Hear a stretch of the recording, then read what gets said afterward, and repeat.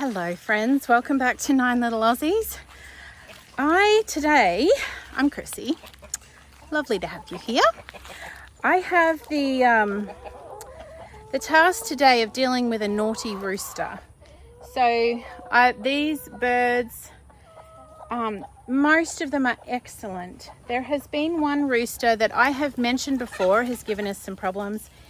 The little ones won't go collect the eggs because he can be aggressive, and he's taken a shot at them a couple of times, and he's done it to me, and I've been saying for months I need to do something about that rooster. I don't think he's going to come good. I think he's just going to be mean always, and I've put it off and and unfortunately yesterday he attacked Gracie. Got her pretty good. So she's got cuts all up her legs.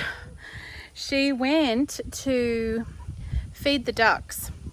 Not feed them, water the ducks. And they are out in this paddock in the afternoon. These guys free range. So they get let out here in the afternoon. The ducks are over there in that white chicken tractor. And she just went over there to water the ducks. So she had the hose and she turned it on. She was watering. And the rooster just flew at her.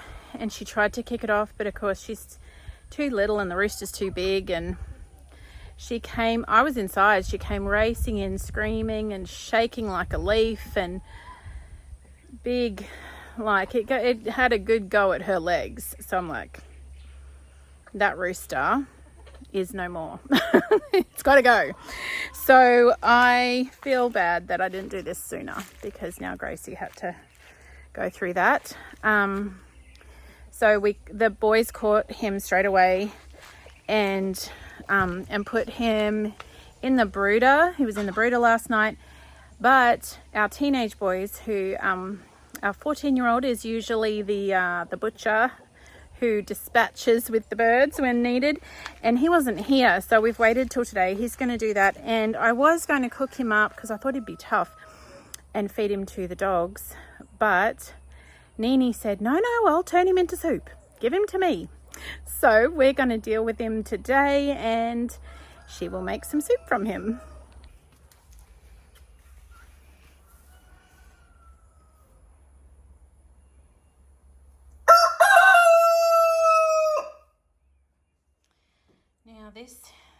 This is the culprit.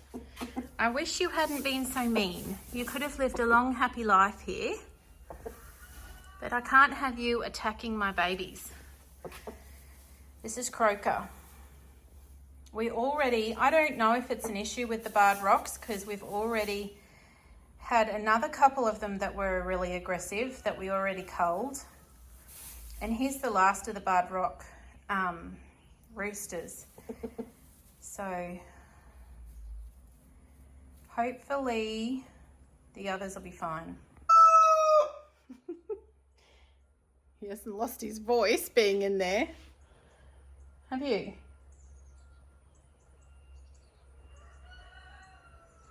Every time he hears the other rooster,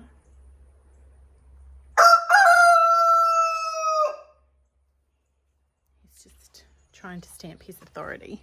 So the other roosters, we've got an Australorp rooster and a Buff Orpington, and they are very friendly, especially the Buff Orpington. His name is Buffalo Boy, and he's super, super gentle.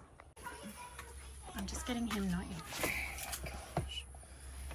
in. Okay, so the deed is done. It's not Just dead, wanted to... obviously. It definitely is. Look at the size of his talon. That's what got Gracie. Like, she literally had 4 like puncture wounds where he had got her, and it was bruised as well as bleeding. And look, I am not vilifying roosters. When you're dealing with animals on a property of any size, animals are going to do what animals are going to do. And bulls, roosters, I don't know what else, boars, male animals have a built-in instinct to protect, but it is a fact that some of them are more aggressive than others. And that is not something we want to breed on our little farm here. We want to breed gentleness. You know, males are the only ones who have this like extra claw bit. Right. Well, females have like this tiny itsy witsy dot. Yeah, they don't have that weird. big. That's a big old extra claw. So whether it be, you know, like he would have been doing a great job if they were out in the wild. He would have been protecting his girls. But on a farm, they're not out in the wild. We can give them a measure of protection. It's still good to have roosters for that. But I do not want aggressive animals around the children, around visitors, or around me, really. So we will cull for that and breed for a more and we just gentle. got more roosters with Mrs. Potts anyway. And Buffalo Boy is so gentle. Like, he's a big rooster, but the kids can walk up and pick him up at any time. Can't you? Yeah, this morning, when I was, well, actually, it was more midday. When I was checking the water, I just went like this and pat Oscar. Yeah, Oscar is the Australorp. Yeah, and he's probably gonna be the next him, but hopefully nowhere near as bad. Yeah, so the question has also arisen in our minds. Like, he was obviously the alpha male in the flock. The other barred rock roosters that we culled were also aggressive. Oh, spider. But it is possible that whoever turns, like, so there's 2 roosters now, and whichever one rises to that alpha male position may become more aggressive. Hopefully not like this guy was. And given their current disposition, we're hopeful that they will still, you know, they'll be good roosters, but still not aggressive. So we're going to get this plucking done. We have another one to replace him anyway from Mrs. Potts. That's true. The little chicks that Mrs. Potts hatched, there is at least one rooster we can see.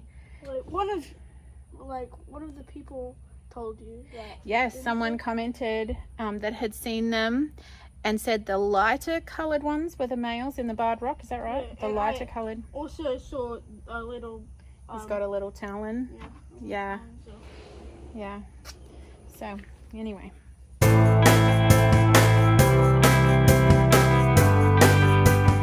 Well, we've just finished and cleaned up, hosed off, and I didn't get to film any more of it because we had the phone ring, and then I had to organize things for a basketball thing, and anyway, all this stuff happened right when I was trying to pluck the rooster.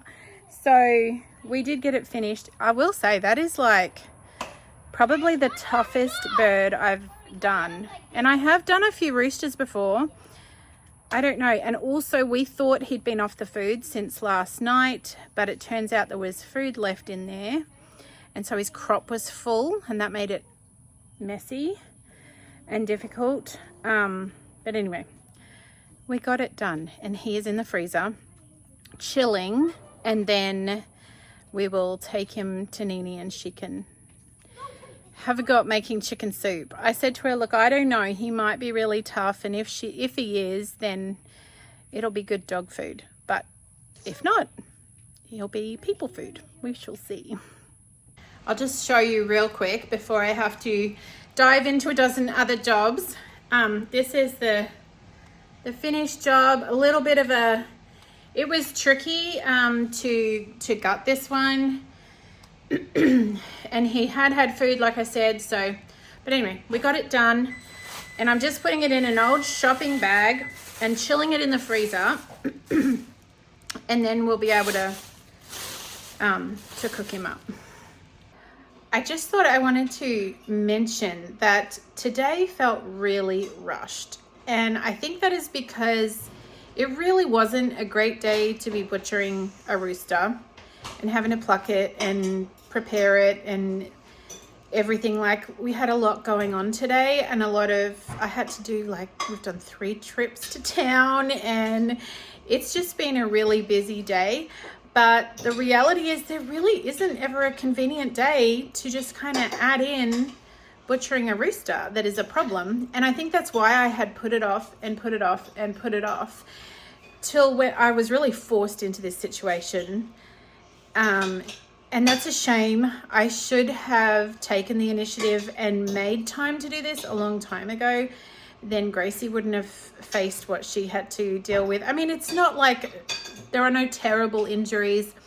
I might put up a couple of little photos I took, but it frightened her a lot.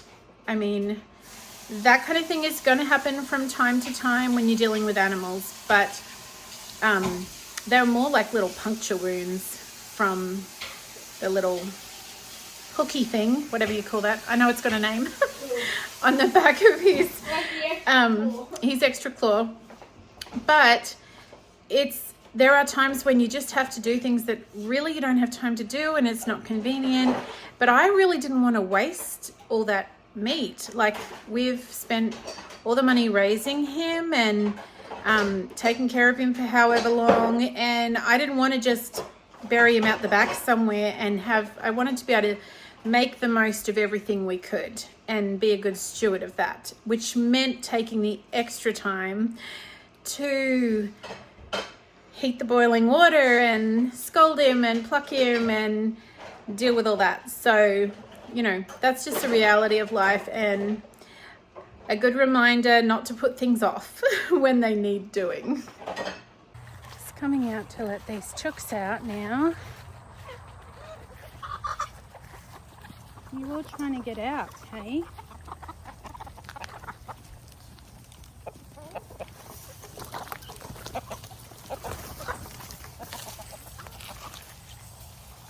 Let's do this back. I don't have any scraps. It is nice for them to be able to be out in the grass. I usually let them, well, actually the boys usually let them out earlier.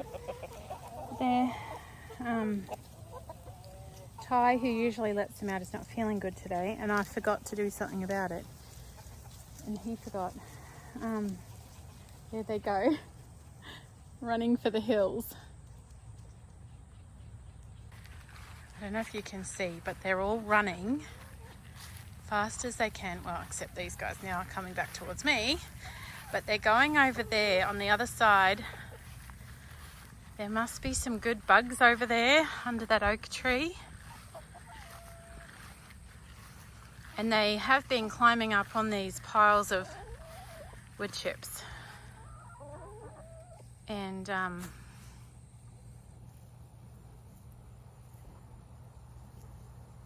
they like it over there under that tree. And I guess there's lots of bugs and things up on the wood chips.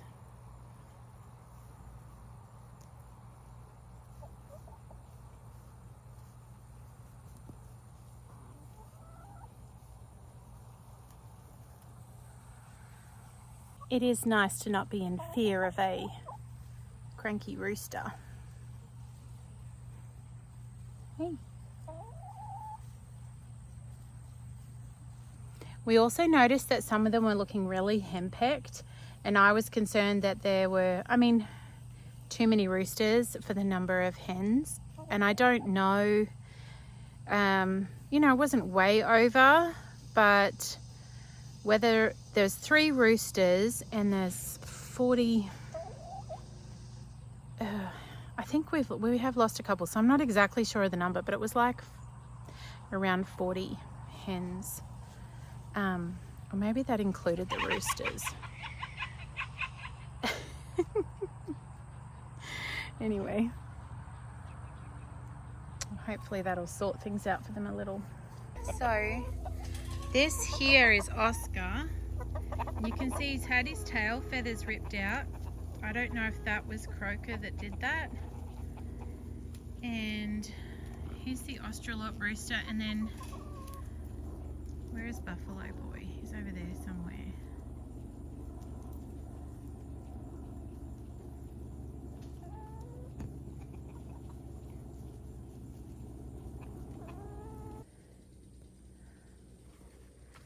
I love this time of day. It's just so nice. Oh, my crazy zinnias going everywhere. Spilling out all over the place.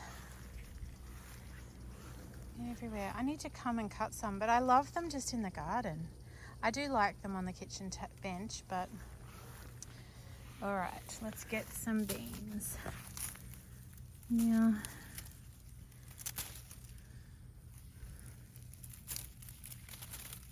Well, they're getting a bit past it.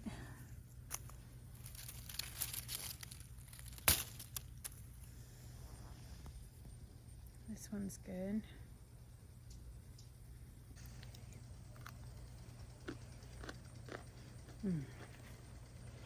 They're really nice.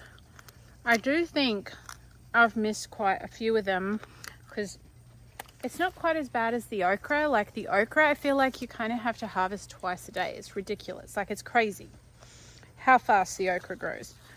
But the beans are not quite that fast, but I've still missed a lot and had to feed a lot to the chickens that have been past their prime. Not that the chickens mind. See, like this one, he's a bit too big now and he won't taste good and he'll be tough, so I'll probably give him to the chickens.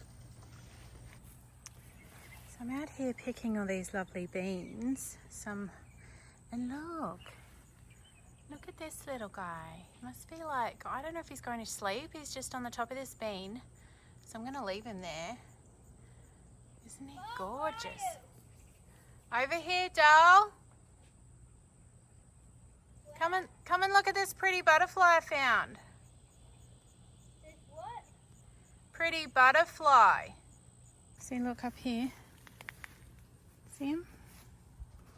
Whoa, what kind of butterflies are those? Well, I think it might be a monarch. It's just he's got his wings closed, so you can't.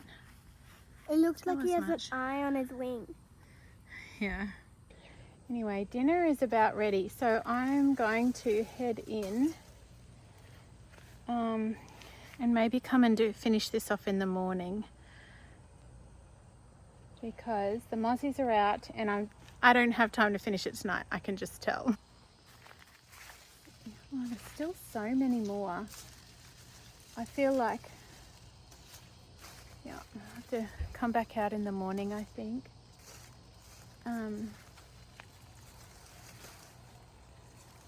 And pick some more.